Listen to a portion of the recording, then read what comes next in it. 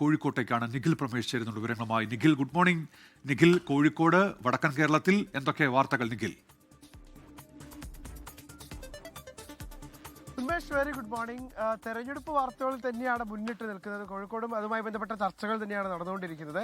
ഏറ്റവും ഒടുവിൽ UDFന്റെ mayor സ്ഥാനാർത്ഥിയായിട്ടുള്ള VM Vinu, അദ്ദേഹത്തിന് വോട്ട് തന്നെ ഇല്ല എന്നുള്ള പരാതി, വിവരം പുറത്തു വരുന്നു.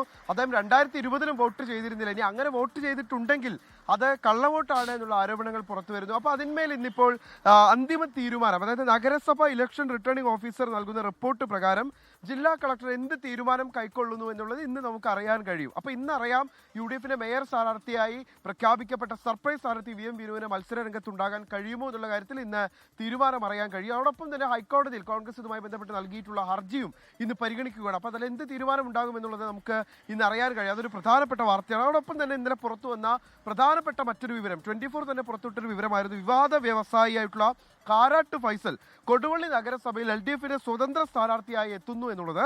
കൊടുവള്ളി നഗരസഭയിൽ 24 ഡിവിഷനിൽ നിന്നാണ് ഇദ്ദേഹം മത്സരിക്കുന്നത്. ഒരുപക്ഷെ അദ്ദേഹം വലിയ ആത്മവിശ്വാസം കൂടി പ്രകടിപ്പിക്കുന്നുണ്ട്.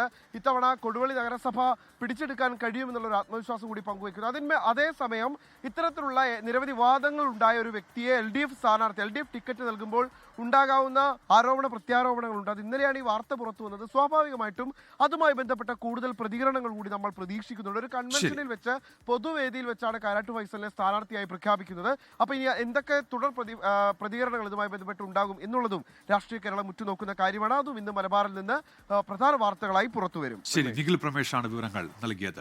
ലോകത്തെവിടെയായാലും ഏത് സമയത്തും 24 വാർത്തകളും ഓഗ്മെന്റഡ് റിയാലിറ്റി പാക്കേജുകളും എക്സ്പ്ലെയിനറുകളും വിശദമായി കാണാൻ ഞങ്ങളുടെ യൂട്യൂബ് ചാനൽ നിങ്ങൾക്ക് സബ്സ്ക്രൈബ് ചെയ്യാം.